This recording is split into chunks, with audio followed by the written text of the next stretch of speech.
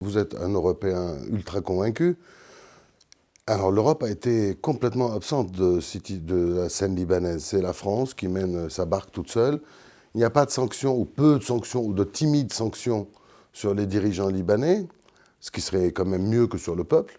Donc est-ce que vous pensez qu'il faudrait que l'Europe des 27 puisse agir clairement, ouvertement, en prenant des sanctions contre les dirigeants libanais qui n'appliquent aucune demande de la communauté internationale et laissent le peuple mourir de faim?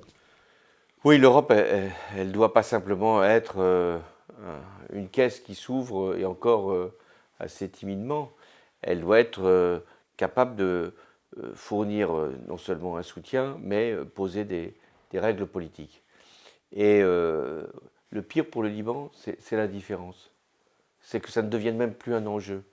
Que l'on pense que ça a toujours été comme ça et que ça continuera à être comme ça. Donc je pense qu'effectivement, la bonne initiative, c'est, après les élections en France, maintenant qu'un gouvernement est installé aussi en Allemagne, c'est qu'il puisse y avoir au moins une initiative franco-allemande sur le Liban.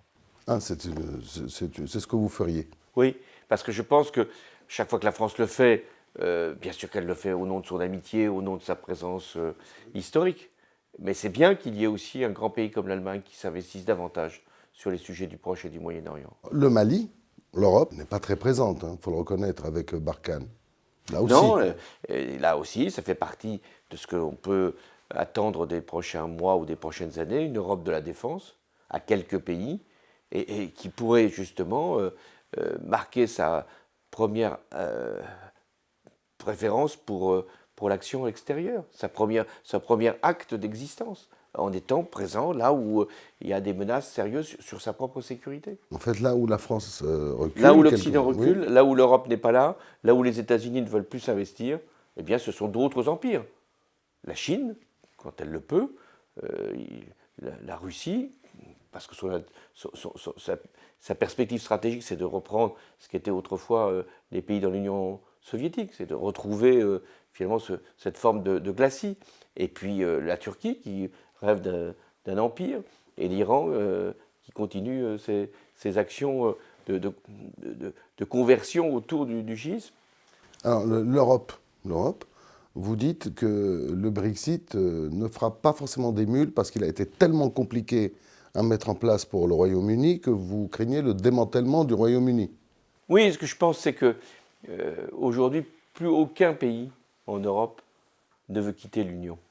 Et de ce point de vue, le Royaume-Uni a été le contre-exemple parfait, jusqu'au point où maintenant Boris Johnson est lui-même contesté par les siens, où le secrétaire d'État qui était chargé du Brexit vient de démissionner, où les pénuries se sont ajoutées aux pénuries et où il y a une tension et en Écosse et en Irlande du Nord, puisque l'accord avec l'Irlande du Nord est menacé. Pour toutes ces raisons, il n'y a plus aucun parti d'extrême droite même qui demande en Europe de sortir de l'Union européenne. Pour autant, est-ce que l'Union européenne va mieux? Non, elle s'est bien comportée pendant la crise sanitaire, mais on voit bien qu'il lui manque une dynamique, et cette dynamique ne peut pas venir à 27. Je l'ai fait par expérience. J'ai été membre de ce Conseil européen à l'époque de 28, puisqu'il y avait encore le Royaume-Uni. Et il ne pouvait pas y avoir d'initiative forte à 28. Il pouvait y avoir des consensus, mais c'était nécessaire.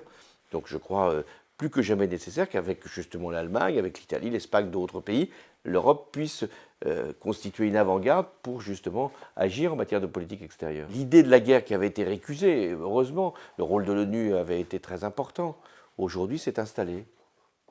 Et c'est pour ça qu'il faut réagir, et la communauté internationale doit absolument montrer plus de solidité, et ça dépend d'abord de l'Europe. C'est à l'Europe, face à des États-Unis qui sont maintenant de plus en plus vers la zone Pacifique, de plus en plus préoccupés par la Chine, c'est à l'Europe d'être un facteur d'équilibre. Mais pour être un facteur d'équilibre, il ne faut pas être neutre, il faut être actif.